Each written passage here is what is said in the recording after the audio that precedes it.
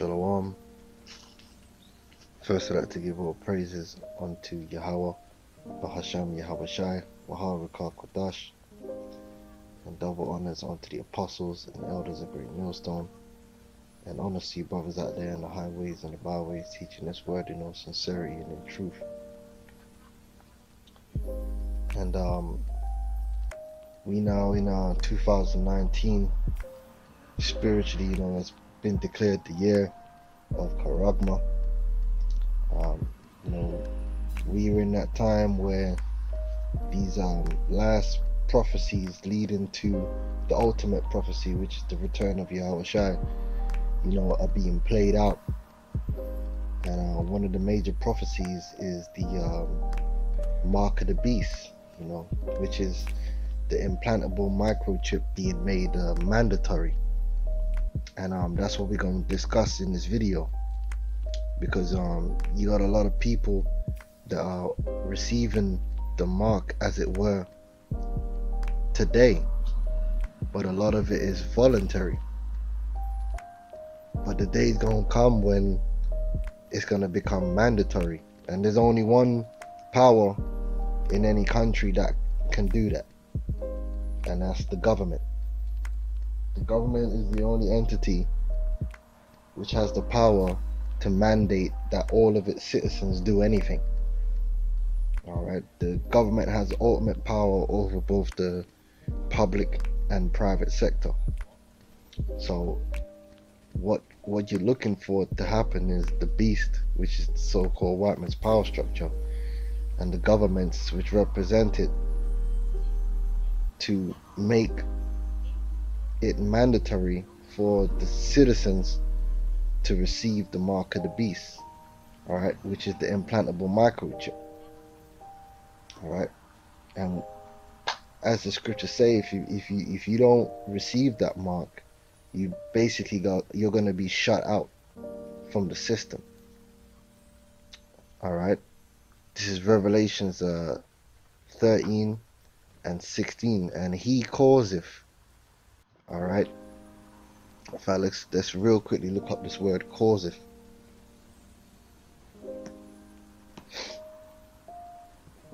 Now, if you think it's far-fetched for the government to mandate the microchipping of the people, that's because it is far-fetched.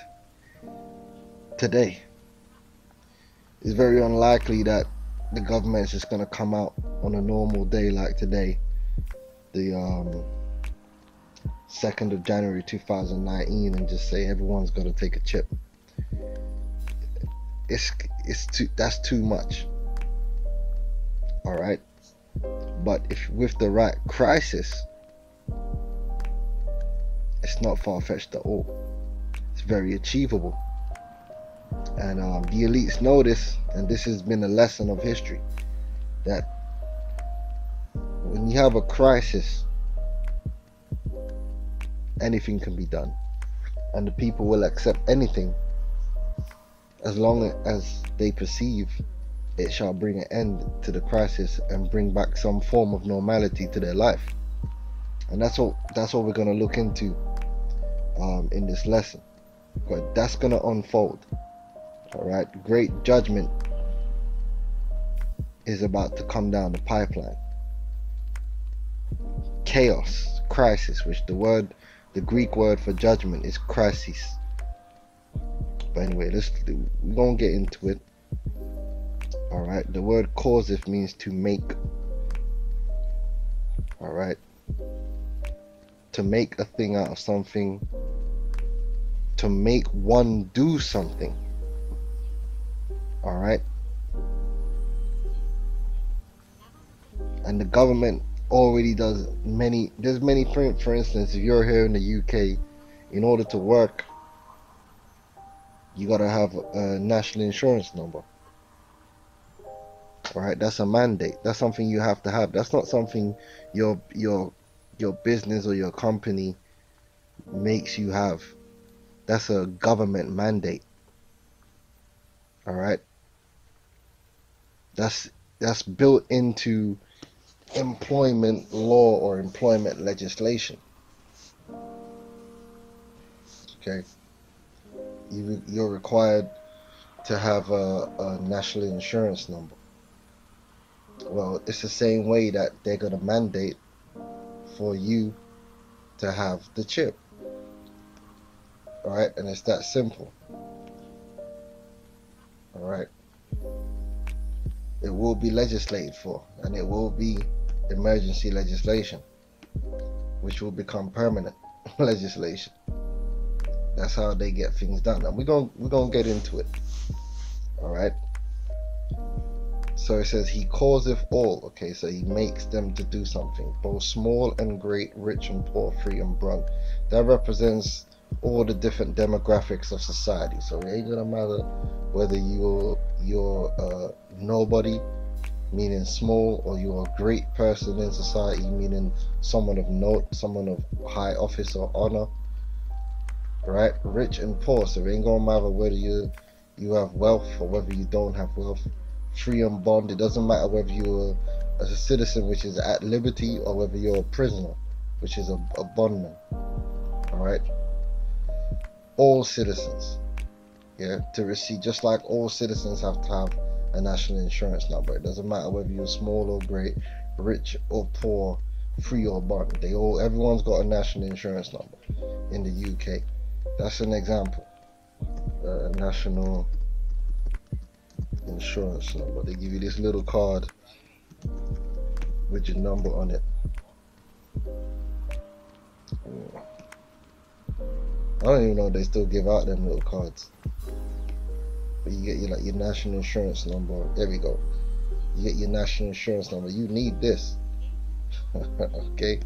Otherwise, if you working without this, you working illegally. All right, you working outside the system,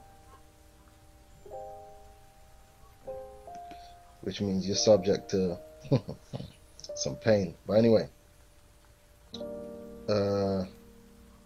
let's jump back over here.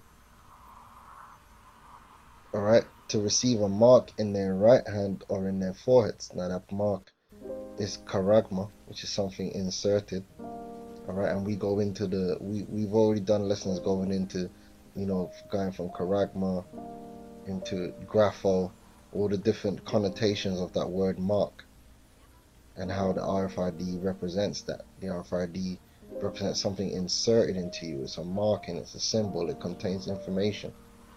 All right, to receive a mark in their right hand, all right, or in their forehead. So you got implants that for your hands, you got implants for your brain. All right, and these are all part of the same system that's being rolled out as we speak. All right, these technologies, the infrastructure for such an enterprise is here. Right, the infrastructure that the mark of the beast is supposed to be implemented based upon is already here. They already RFID, the Internet of Things is already up and running. All right, they have the tools and they have the infrastructure they need to do this. Really, all they need right now is a crisis. We're getting to the point where all they need to implement the mark of the beast system is a crisis to bring it all together, to bring the people into the system. All right, they need the chaos so they can establish the new world order, because the new world order, like my man Max Egan says, is the smart grid. It is the Internet of Things. It is the mark of the beast. That is the enterprise. All right, that's what it's all about.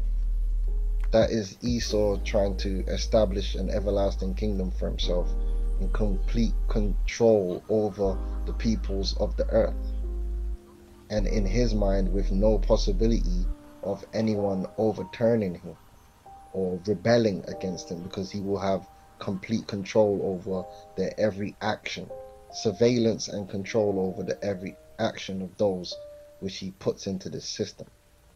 That's basically what Esau's doing, man. He's trying to basically create a foolproof kingdom based upon his technology, so that unlike kingdoms of old a group of people within the kingdom can't rise up and rebel. Yeah, that's basically what Esau is all about right now. Right? He's trying to do what we're gonna receive without all that. The Israelites, we're gonna receive an everlasting kingdom for the spirit and power of Yahweh Shem Yahushai, and we shall never be afraid. The scripture says, unto Jacob, none shall make him afraid. We shall be in quiet and at rest. We're not going to have to worry about the nations rising up against us. All right. Right now, Esau's scared of the people rising up against him. He's scared. Why do you think they hide? Why do you think the elites hide themselves and do their works in darkness? Because they're scared. All right. It says Revelation 13 and 17 that no man might buy or sell. Okay. Which represents what? Transactions. Which all transactions now are digital. Save he that had the mark or the name of the beast or the number of his name. So you ain't gonna be able to transact. And a transaction is goods and services, which is how we operate on a daily basis. And everything you do is based upon goods and service. Especially when you understand that resources, alright, are not private. They don't want resources to be private. So you're talking about when you open up your tap, there's a transaction happening there. That's why there's a flow meter counting the amount of water coming out of your tap. If you actually understand the system that we live in, that everything's a transaction, even down to you breathing technically can become a transaction because of something called carbon tax. You actually breathe out carbon dioxide, so that can technically become a transaction. It's just crazy, man. Esau, it's mad. But no man might buy or sell save he that had the mark or the name of the beast or the number of his name. So you ain't going to be able to operate within this man's system and use the resources which he wants to control, which is basically everything. Alright, the resources and the services. Alright, so then, you know, I've got a few clips here. My man Max Egan Car Gurus making the statement, because sometimes people got to hear it from other people, you know. So let me just key this up. The whole thing, the QAnon information, mass arrests and all this sort of stuff. You know, the problem with this is that even if there were mass arrests and Hillary Clinton and the whole Clinton Foundation and all these people were arrested, geopolitically it doesn't change anything. It doesn't change the situation in Europe or the UK or Australia or anywhere else. And it's all really one big thing. You know, it's all one organism. There is no country that's separate from it. You know, the countries that are separate from it a little bit, such as Iran, will end up getting bombed. This system that's being set up, man, pretty much all the countries in the world are going along with it, man. There's a kind of uniform way that governments around the world are being set up and are dealing with things. That's why you see over in China, they're building a technocracy the same way what's happening in America. You understand what I'm saying? Because the whole world is basically being led towards the establishment of the New World Order or the Mark of the Beast. But half of that is theatre too, I think. I mean, I think all these governments play each other off against each other to create all this global tension all over the world, so we think that all this bad stuff's about to happen. But really, underneath it all is the smart grid that's rolling out in every single country, I think. Because the smart grid is the New World Order, this Internet of Things. This is a worldwide smart prison that is coming online that is going to track every single movement and every action that everybody performs. Right. That's basically what it is. And we're the only camp that's really talking about what Esau's doing out here and how it applies to prophecy is GreatMillStone. We're the only ones that's bringing it out like, you know, this is what Esau's up to, man. The rest of these camps remain silent, you know, because the Spirit of the Lord ain't dealing with them, man. Alright, point blank period. Let me get this little clip right here. And you see, the thing is that most people, even people involved in developing these systems, don't truly understand the plan that Esau has. They think that Esau is going to use these technologies, the smart stuff and all that to help people, and you're gonna be in control. No, they're gonna be in control.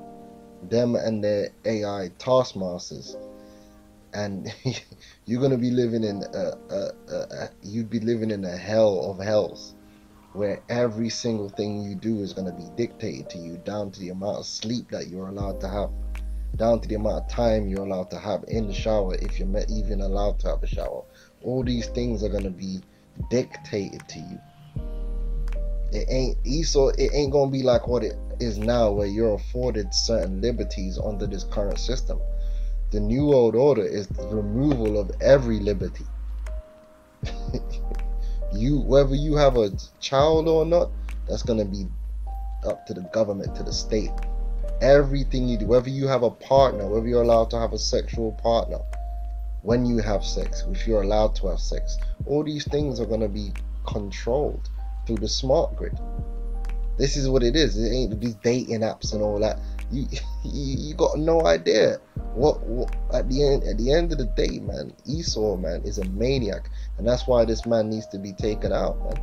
And he will be taken out because he's crazy. He's lost the plot. Alright, he's evil. He's evil, man. But then play this dude, man. Then we go get further into it. Simple fact of using credit cards, using smartphones, and all of this automated system is the problem. People don't realize what it is. This system we're being led into is the New World Order in itself. The 5G smart grid is the New World Order, the Internet of Things. It's the New World Order. People don't really understand how that works, but what it's about is monitoring every single aspect of your life. The smart grid is being presented to people as this thing that's going to be highly beneficial to us. You know, you'll only be using the electricity that you use, you'll only be paying for that, all this sort of stuff. So it's been presented as a really positive thing. But what it will do, it will put a dollar value on absolutely every aspect of your life. So that every time you turn on a tap, the credit goes. Every time you turn on a light, every time you watch your TV, every time you boil your jug, every time you do anything, there's a dollar value attached to it. There's an interesting TV show that came out a couple of years ago called Black Mirror, and they had one episode of that where everybody, the only job they had was running on a treadmill or spinning a bike and just to accumulate credits, and they had to pay for every single action that they performed. And that's what the smart grid is. That's what we're being led into. And it's all about digital currency and control of everything. And if you're someone who lives a slightly alternate lifestyle, say you grow off you, and that is completely different to the way the system is at this moment. So in order to go from the way things are today, where you go to work, you're in the job market and you get paid whatever you get paid, and then when you get paid, you have choice. You can decide to go and buy this and buy that and do this and do that, whatever you want to do. As long as you got the money to do it, you can go do it.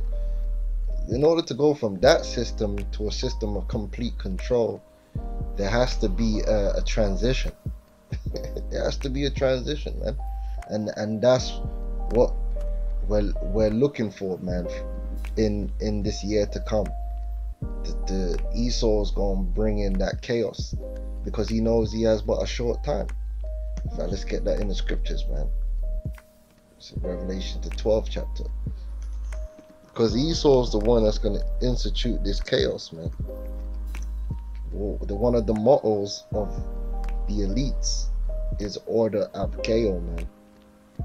Order out of chaos. And the order they want surrounds the mark of the beast, the implantable RFID chip, which incorporates you into the Internet of Things. Revelations 12:12, it says, "Therefore rejoice, ye heavens, and ye that dwell in them. Woe to the inhabitants of the earth and of the sea, for the devil is come down unto you, having great wrath, because he knoweth that he hath but a short time." And that wrath is going to be represented in these crises, the wars, the financial system imploding, all these different things that we speak about, man, which is going to encapsulate what the time of Jacob's trouble. Revelation, Daniel's 12th chapter and the first verse, the time of great tribulation. A lot of it's going to be instituted by this man, the elites. They're going to pull the trigger, but the reason they're pulling the trigger and they're going to bring all this chaos is so that they can do what? They can roll out their enterprise. They can roll out this new world order. All right, and it's very practical. It's very practical. We can get was it Job the 5th chapter? The enterprise, man. You see, the what's really gonna put a spanner in these men's works is Yahweh Shai. Okay, the one thing that these devils can't solicitate for is the power and the majesty and the glory of the Son of the Heavenly Father. That's the one thing that's really standing in the way of these elites in the New World Order, and that's the word of the Most High. That's the Son of the Most High, man. That's what's really gonna mess them up. All right, Job 5, and that's why we're looking for 2019 to also be the year of our Lord. You better believe that. This is Job 5 and 12. It says, "He disappointeth the devices of the crafty." All right. Now the crafty represent the serpents, the subtle ones. When we go into this word crafty, it's the same word used to describe the serpent. All right.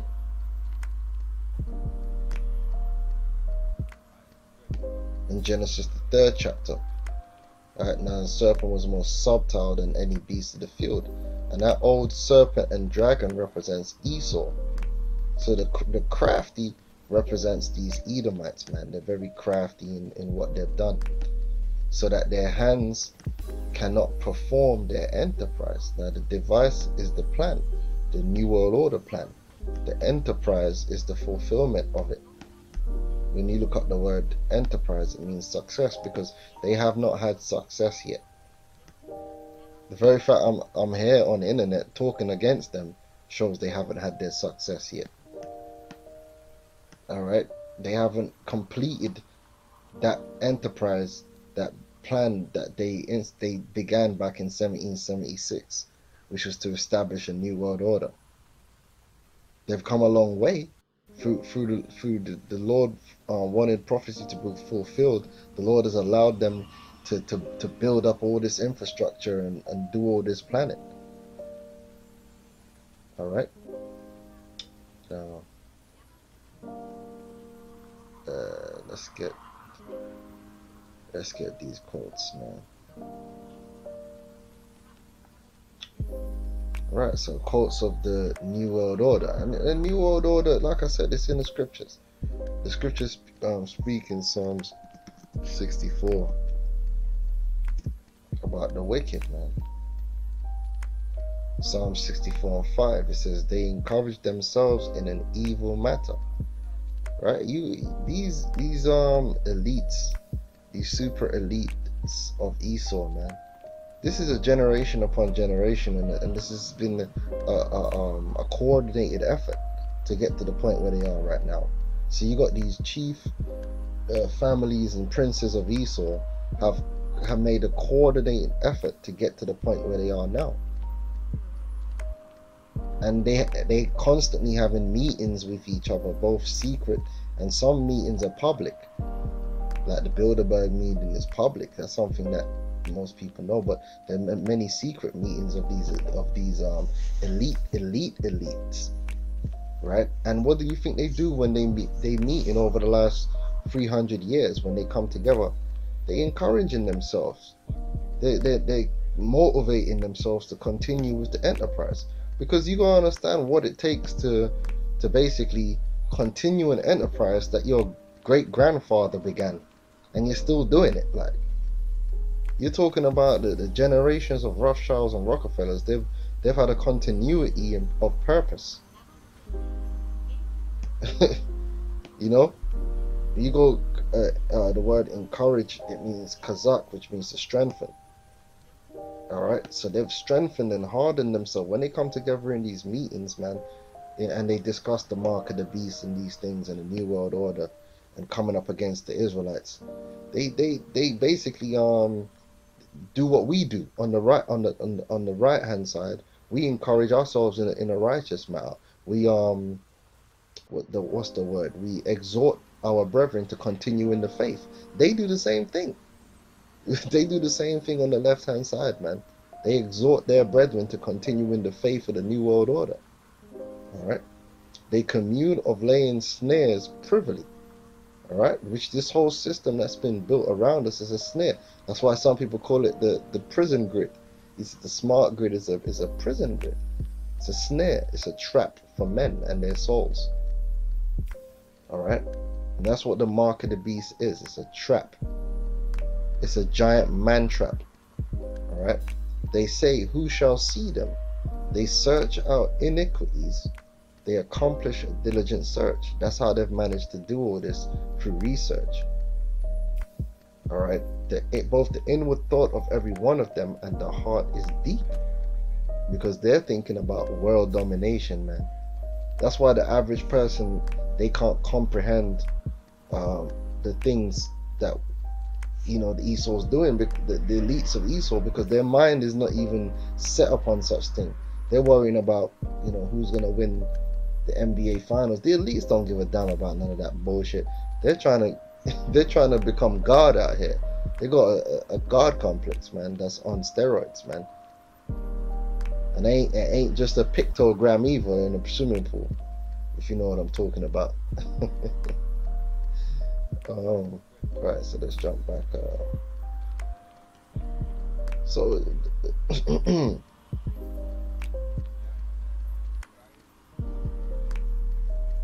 is this got the outline of Rothschild's sinister outline for world domination? Okay, so this is Esau's devices.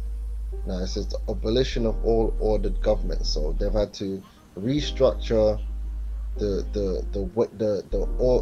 governments of the different peoples in the earth. That's why most countries are pretty much ran the same. Okay, they might have certain political leanings, like towards socialism or communism or capitalism or what, but inherently the way of governments is the same. That's why even the way the police are, the way the army is there's a uniform kind of way that the world operates, and that's been brought about over time, you know. And the UN and these things which have been established through chaos, through crisis, through world wars, is a big part of that, bringing in that uniform structure. It says the abolition of private property. All right, that's what's going to happen, man. There's going to be no such thing as private. The Esau doesn't like the idea of private property. Everything is going to be state property, including the people. And therefore, if everything is state property, you're going to have permission to do and use the state's property, i.e. food, water, air, and the list goes on. And in order for you to use that, the state's going to have to give you permission for that. And it's going to also have to be able to monitor that. And that's where the whole smart grid comes into play. That's where the whole mark of the beast comes into play. That's where the whole controlling the buying and selling comes into play. It's the control of resources, the complete control of resources, right? The abolition of inheritance, all right? Because that's going to be done away with. There's going to be no such thing as mother and father. They're going to break people down into the base unit of just individual. And they've already begun that process through the breaking down of the family. And then when they're bringing in all this transgenderism and saying you can't have mother and father on the paper no more, you have to have parent one and parent two, all this stuff, as it says over here, the abolition of the family, this weakens people. This is all being brought about to weaken the people, so that the people can be ensnared. This is what Esau is all about, the abolition of patriotism. Again, this is a threat to their world dominance, patriotism. All right, an allegiance to something other than these elites. Abolition of family, the abolition of so-called religion. So they're gonna have like a one world religion. All right. A global population of 500 million, which that's another reason for the crisis is that they're going to establish, because a lot of people are going to die, man, in the great crisis which is about to come upon the earth. and it says the creation of a world government. All right, so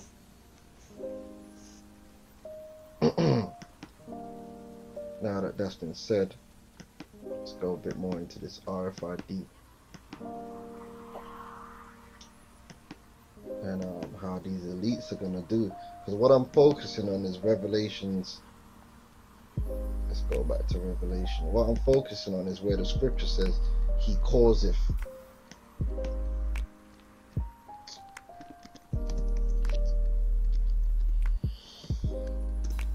Right?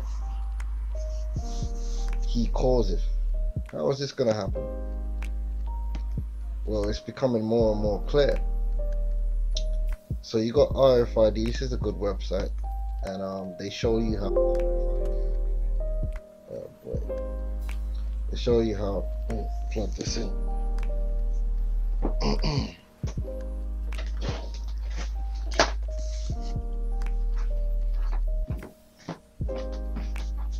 Oh shit.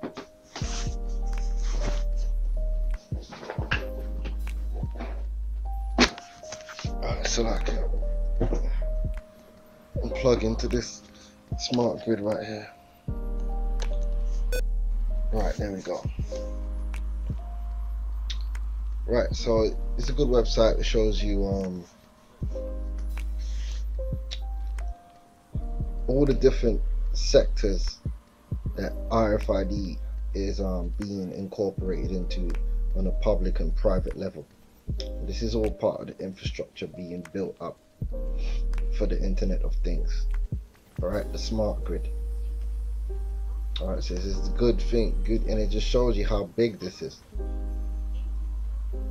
Alright, but anyway, let's go into emergency powers, okay?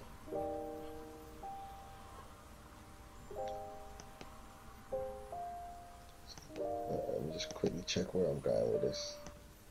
Right, okay, so like I said, we showed earlier where it says, and he causeth.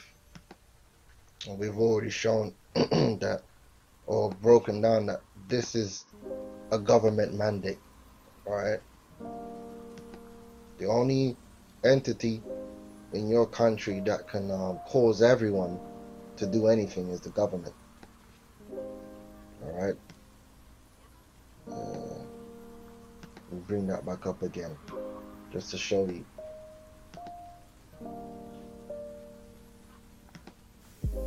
Strong's G 4160.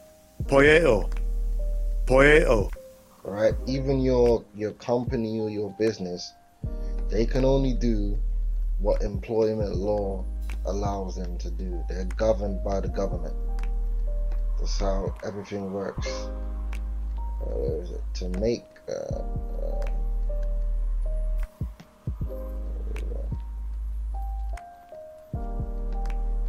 one do something. Alright, so that's what we're hinging on. Now, emergency powers. Alright, now this article focuses on the United States, but you got to understand that most countries in the world are built upon these same frameworks and laws. You pretty much find that when you go into the laws and the way these different countries are set up, it's all very similar. They'll have the same laws, but they'll just have a different name for it. Like, you know what I mean? That's pretty much how it is. So this what I'm gonna read now pretty much applies to every country on the planet. Every country, built into their constitution or their law system, is this idea of emergency powers and war powers acts, which basically allows the government to, in the event of an emergency, do what they wouldn't normally be able to do, meaning confiscate property, basically take private property of citizens, control resources, take away the rights of the people, blah blah blah blah blah. This is something which is built into damn near every government on the planet, for a reason. Like I said, if you wanna bring the people into a totalitarian, crazy ass state, it's gonna take a crisis. All right. So, right, so emergency power. The President of the United States possesses certain powers to act in emergency situations. Though such emergency power is not specifically expressed in the Constitution, the executive basically he's gonna be moving like a Caesar. Alright, he's gonna be moving like Julius Caesar, man. That's how Julius Caesar became Caesar. He was taking advantage of the War Powers Act, which was built into the Roman Constitution. And then basically what he did was he took those powers and never relinquished them. Alright, that's why you gotta know history. Every time a president does an executive order, he's acting like a Caesar, because the executive branch is not supposed to rule like that. Alright, Congress and the Senate and the three branches of government, the executive branch is supposed to exact the will of the people, the will of the Congress and all that crap. When the president is taking it upon himself to set the rules and the laws using executive orders, that is against the Constitution. He's overriding the Constitution. He's become a Caesar. Alright, which is an interesting segue. We've done videos on it before. Alright, so it says the executive branch is designed to be able to act quickly in times of war or national emergency. And that's what's coming. What's coming down the pipeline is war and national emergency in a way that's never been. Hold on, let's get that in the scriptures, man. Because people might think, oh, I'm making it up, you know. It's not go on. It's just the usual run-of-the-mill. Look, man, it's gonna be mad chaos out here. This is Daniel 12:1. And at that time shall Michael stand up, the great prince which standeth for the children of thy people. And there shall be a time of trouble such as never was since there was a nation, even to that same time. And at that time thy people shall be delivered, every one that shall be found written in the book. Okay. And now it said there shall be a time of trouble such as there never was since there was a nation. Yeah, that time of trouble, I think that will constitute as an emergency. National emergency, man. Alright, that's definitely gonna come under that bracket, okay? If you look up the word trouble, man, tribulation, man, it's gonna be madness, yo. Yeah, trouble.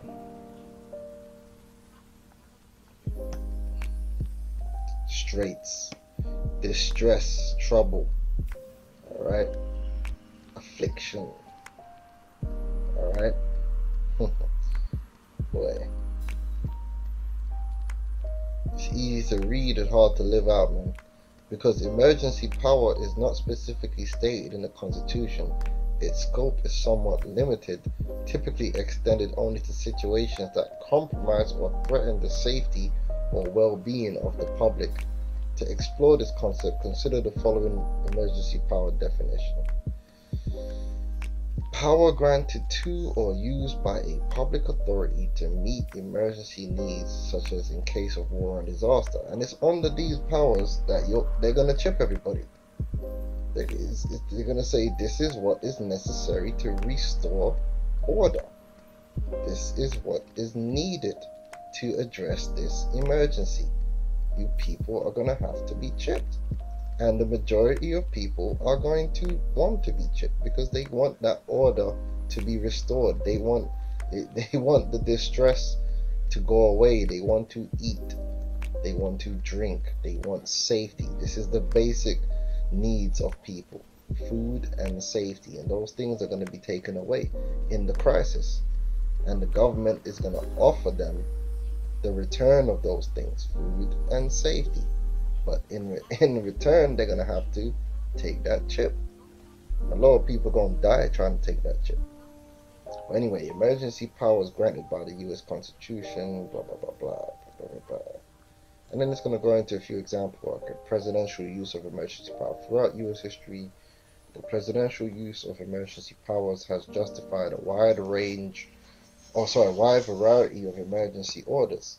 Such presidential use of emergency power has stepped in to avert or act in face of everything from war to natural disasters, even to avoid wide-scale financial ruin. Okay, and they got institution of Japanese internment camps. That's gonna come back. Okay, internment camps, and it ain't gonna just be for the Japanese. It's gonna be for anyone which the government deems to be a threat, and they already got the list. All right, you go check it out. Project Megiddo. Go check out the list. All right, seizure of private steel mills. Like I said, the seizure of private property, man. That's what's gonna happen. They're gonna confiscate everything. Powers of war, states of emergency,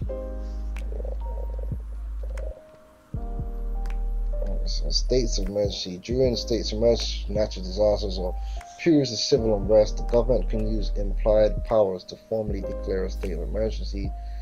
Such a declaration allows suspension or change in functions of any branch of government and give the government the power to suspend certain rights or freedoms normally guaranteed by the Constitution. So you might say to yourself, oh, being microchipped and controlled by the government is not constitutional. Well, I'm here to tell you that in a state of emergency, fuck what you heard is what you're hearing.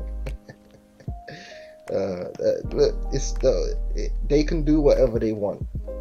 Understand, this is the whole point of the crisis. Abuse of emergency powers. Well, it's Esau, of course. Esau is the man of abuse. All right, everything he does is abuse. Anyway, let's get some examples of this. All right.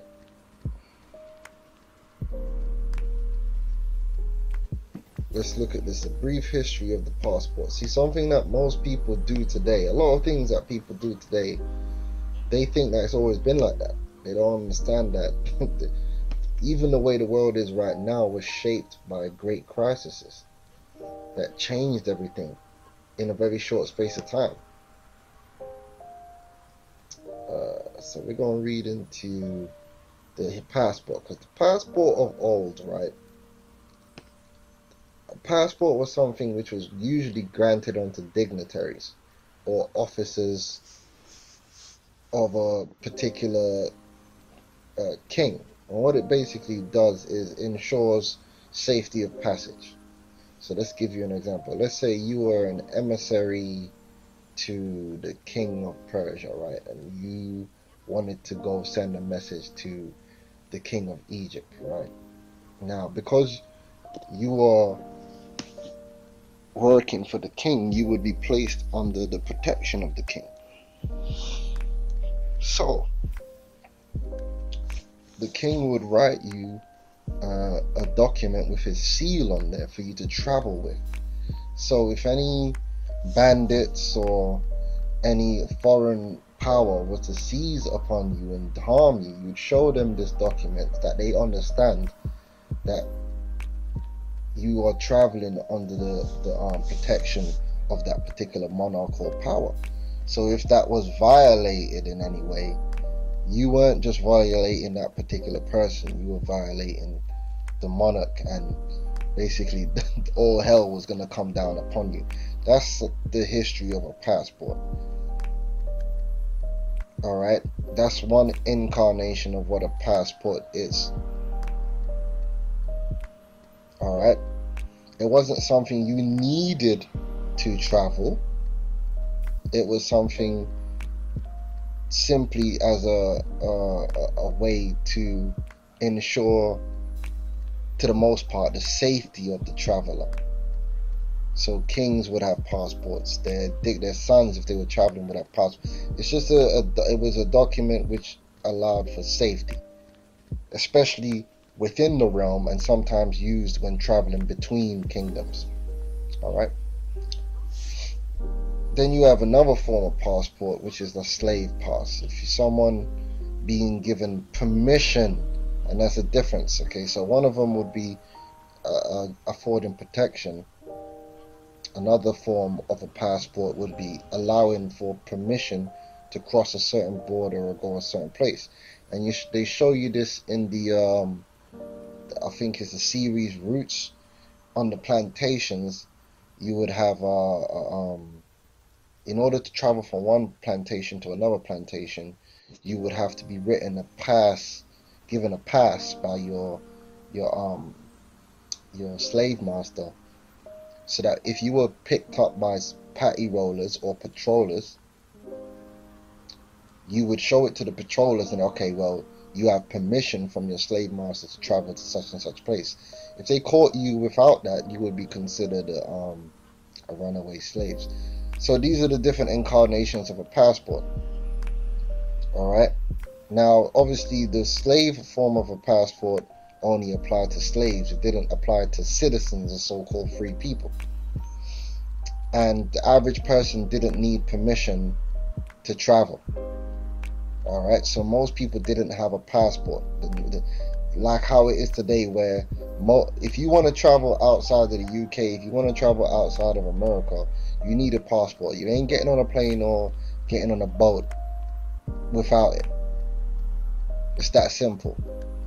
Alright, most people you know have passports and they think nothing of it. The fact that they need this document to get on this plane.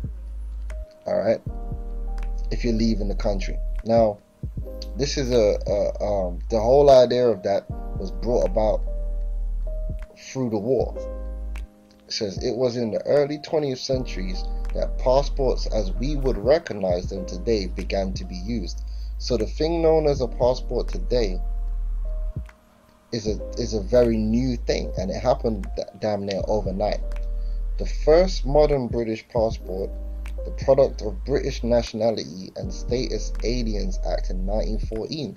Now, when I mention 1914, what should come to your mind? World War One. Alright, which is prophesied in the scriptures, by the way. Alright, in the book of Revelations. The first woe is past, and then two more will come, and the second woe we've already had, and the third woe is what we're about to enter into. Now, it consisted of a single page folded into 8 and held together with a cardboard cover. It was valid for 2 years, and as well as a photograph and a signature, featured a personal description including details such as shape of face, complexion, and features.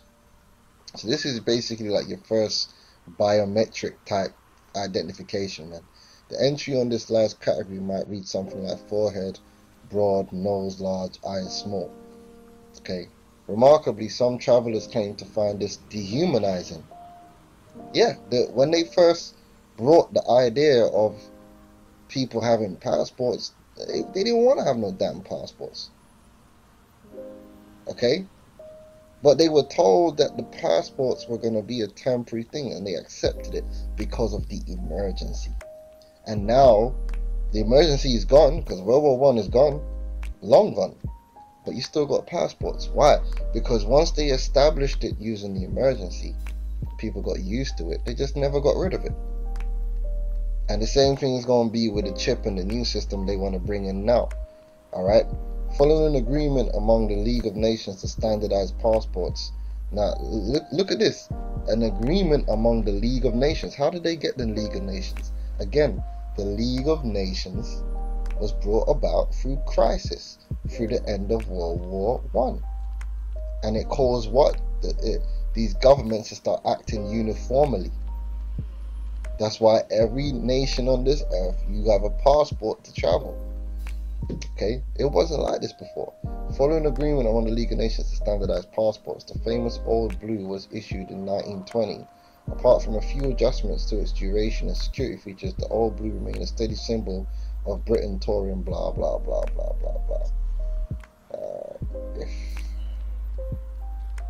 Let's go into this now. Foundation of economic education. Passports were a temporary war measure. Yeah, it takes less than a century, it seems, to see the absence of freedom as a natural condition. Alright, let's read that again. It takes less than a century, it seems, to see the absence of freedom as a natural condition. Alright, there's your passport. Slave pass. That's basically what a passport is. You have to get permission to travel from one plantation to another. And that's all these countries are. The countries now themselves are just giant plantations. And you're not allowed to leave that plantation. unless you got permission. And when you get this passport, it doesn't even belong to you. The passport remains property of the state. All right. If you don't believe me, open your passport and read the fine print. It doesn't even belong to you, man. It can be taken away from you at any moment in time. You don't have the right to travel. All right. Anyway, in the age of heavily restricted migration, passport control seems a natural prerogative of the state. And this is the same state that's going to mandate you to have the mark of the beast, which incorporates this. Yeah, it's the mark of the beast is just a new and improved form of this. Okay, that's what it is. The idea of abolishing passports is almost unthinkable, but in the 20th century, governments considered their total abolition as an important goal and even discussed the issue at several international conferences. The first passport conference was held in Paris in 1920 under the auspices of the League of Nations, the predecessor of the United Nations, all right, which is all brought about through crisis. Part of the Committee on Communication and Transit's aim was to restore the pre-war regime of freedom of movement. So prior to World War I, there was freedom of movement for people. You didn't need no damn passport to travel. Now you do. Indeed, for much of the 19th century, as an International Labour Organization reported in 1922, migration was generally speaking unhindered, and each immigrant could decide on the time of his departure, his arrival, or his return to suit his own convenience. But World War I brought harsh restrictions on freedom of movement. In 1914, warring states of France and Germany and Italy were the first to make passports mandatory. And this is the word we love. So when the scripture says he causeth all, you can see where it's going to come from. Because there's no new thing on earth. Required by law or mandate, compulsory. Yeah, you making somebody do something. Alright? He calls it all. A measure rapidly followed by others, including the neutral states of Spain, Denmark, and Switzerland. And the same thing is going to happen again. Once this global crisis strikes, one by one, in short succession, almost like magic, all these different governments are going to have the same solutions to the same problems. And then the main solution they're all going to push is the populations need to be chipped. It ain't going to matter whether you're going to be in Britain, America, or France. India, Pakistan. They all going to roll out the same thing. Just like they all rolled out these mandatory passports. They're going to roll out the mandatory chip. Back then it was because of World War I. Now it's going to be because of a variety of crises, including World War III. Okay, a measure rapidly followed by others. So once this crisis is hit, and the first nation decides this is what we need to do, in quick succession, the other nations are going to follow suit. This is what we learn. It's very practical. Alright, and it's prophetic. A measure rapidly followed by others, including neutral states of Spain, Denmark, and Switzerland. At the end of the war, the regime of obligatory passports was widespread. The 1919 Treaty of Versailles, which established the League of Nations, stipulated that member states commit to secure and maintain freedom of communication of transit. Fences are easier to build than to dismantle. The 1920 Paris Conference recognized that restrictions of freedom of movement affect personal relations between the people of blah blah blah blah blah blah blah. Okay, but at the end of the day, long story short, we still have the passports to this very day. All right, and that's how you get shit done. Order ab chaos. All right, and there's another aspect to the mark of the beast that I want to do. But I mean, I'm coming up to 55 minutes now. I want to go back into the aspect of some of the ways that the mark of the beast is going to be used as a solution for various crises, because you can go and do your research, man. RFIDs being incorporated into crisis management on all levels, private and public, disaster management, rationing systems, you know. So we're gonna go into some of those things because one of the main reasons why people are going to be taking the chip is because for food. All right, in a crisis, the government's got food, FEMA's got food. People gonna want that food. You're hungry. You want food? Take the chip. It's one of the main Esau knows this. This is something which has been known throughout history. If you control food, you control people. You can pretty much get people to do whatever they want for the sake of their stomach.